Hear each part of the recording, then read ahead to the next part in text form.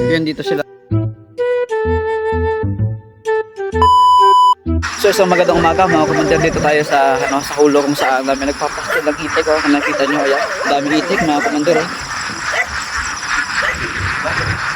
So ayun yung mga bantay. Ayan, hindi ko lang kung anong ginagawa nila. Tapos kung nakita nyo, susurog lang natin itik.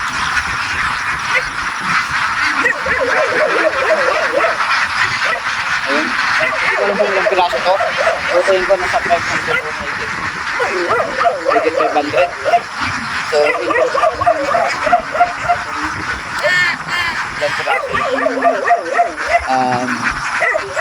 Sobrang dami, di ba? Nakita nyo? Oh? Ito sa aming lugar, sa area namin. Ito yung pinagulaan ko ng bata. Ayan.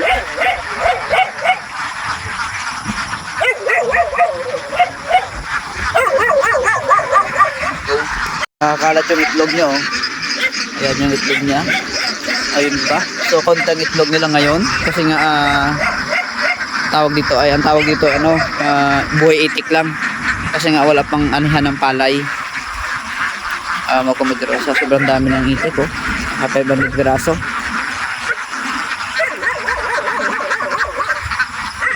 May interview natin sila kuya.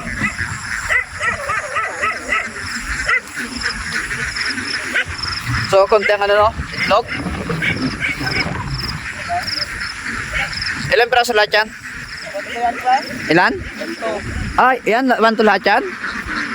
So, ang dami na naman palang itik si Iste. 1 to? Nakakailang sako to? Sa ano? O nga, ito pala yung pagkaan nyo. Ano tawag sa pagkaan nito, pre? Organic?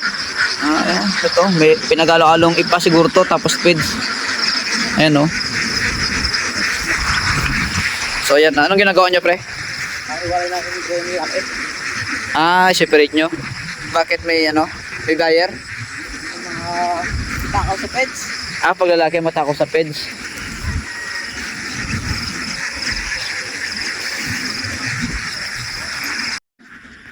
Araw-araw. Daan lang. Sandaan lang. So tingnan nyo nakakalat yung itlog. Ayun po yung kulay puti. Ito po nakakalat yung itlog nyo So ito talaga masusunod itong mga itlog ng itlog kasi nga dito weeds. Nakakalat. So yung nakita nyo, ayan. So ito pala 1,200 piraso. Ilang pala 500. Diba Yun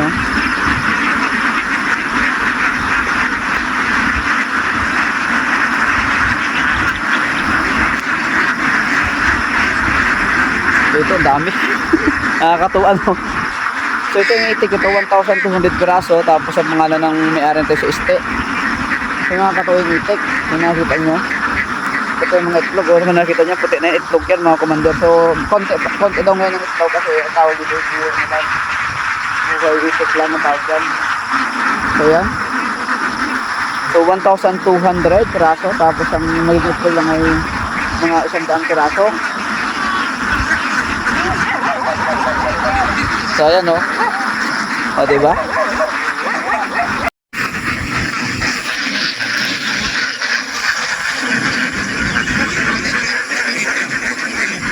Yung mga kumander, hiwalay nila yung lalaki. Kinukuha nila yung lalaki. Pero para yun na ilagay doon sa kabila, hindi ko alam kung bakit. Pero siguro ay kasi mga lalaki malakas kumain, baka i-dispose nila.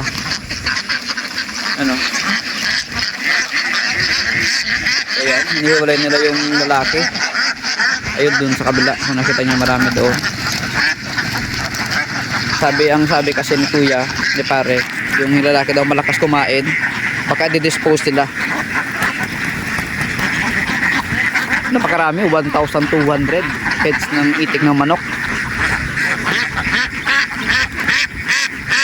Manok ng itik pala. Itik ito.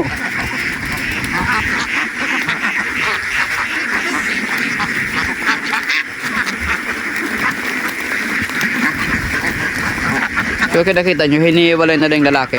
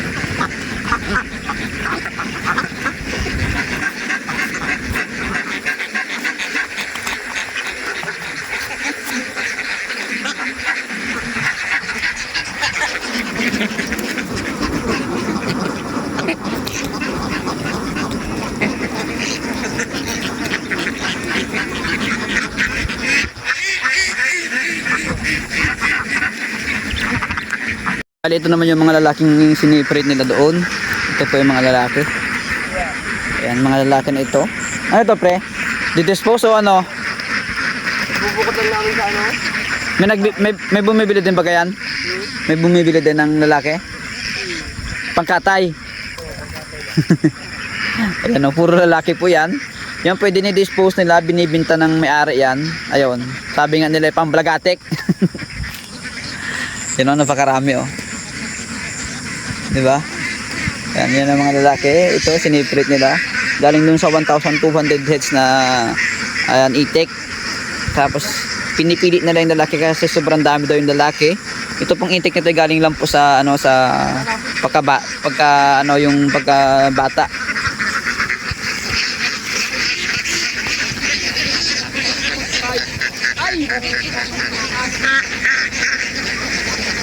You know. So ayan. Yun, dito sila simula doon.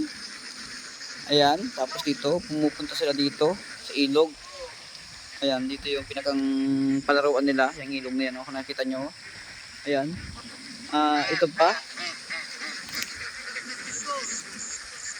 Ayan, mamaya dadalhin nila doon, yung itik niyan, papupuntahin nila dito sa ilog. Ayan, yung pinakang laruan nila mga commander.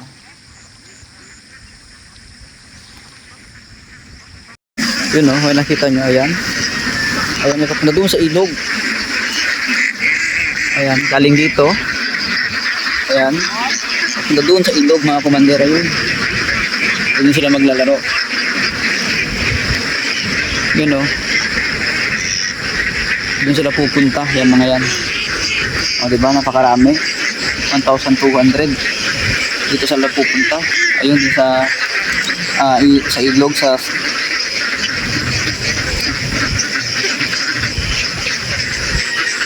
ayun o, ayun sila. Hindi na sila sa ilog lahat. So, doon sila maglalaro, doon sila maglalagay sa sapa na yan. So, napakarami no, diba? 1,200. So bali hanggang dito na lang yung pagpa-vlog ko at yung pagko-content ko ng itik ni Este, kay Este ito. Ayan pare, shoutout muna pre. Pre. Ayan. So, tingnan mo, napakarami hanggang nandun sila sa ilog. So hanggang dito na lang at sana nagustuhan nyo yung content ko for this day.